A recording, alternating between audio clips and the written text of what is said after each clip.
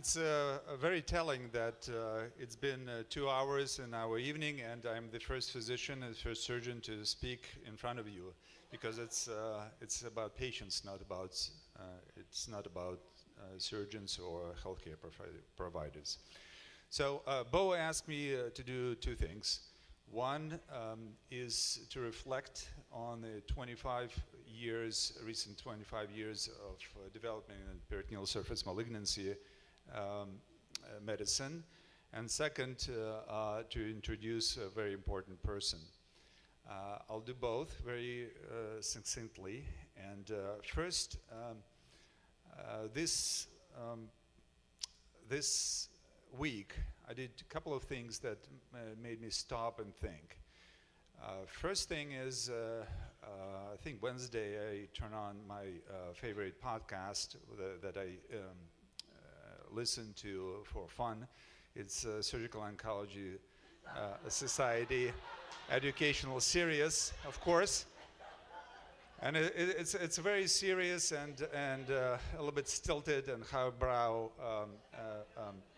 podcast that tells you about the recent developments in surgical oncology. And what do I hear? I hear Jim Carroll and Adele Jason. It's names that many of you know. It's from PMP PALS and AC PMP organizations. It's patients talking, educating surgeons and oncologists what patients need.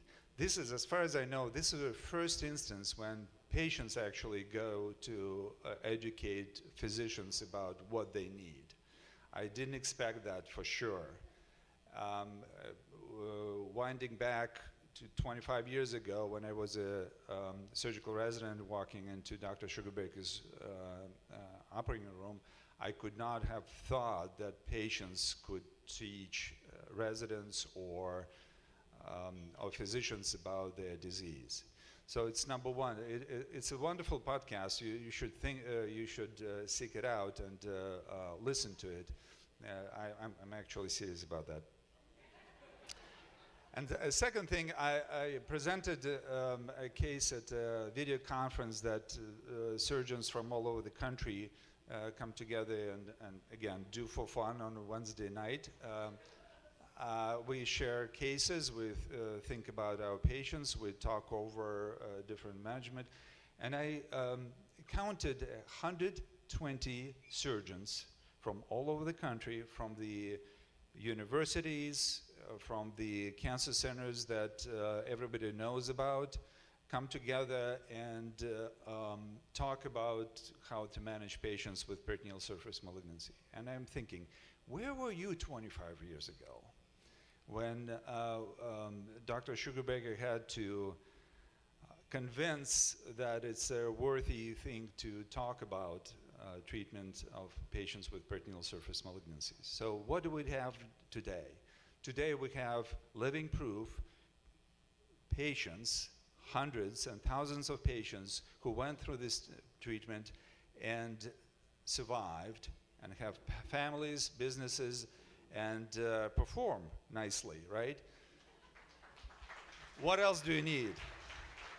You have survival curves and numbers, but most importantly, you have patients. And you have physicians who believed, surgeons who believed in the cause, and they believe that it's possible to use their knives and scissors and whatever they use in the OR, whatever we use in the OR, to treat these patients.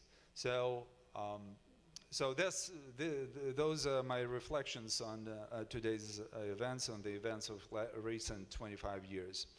And the second part of my talk is to introduce Dr. Paul Sugarbaker. It's going to be a very short introduction because it's easy to do so.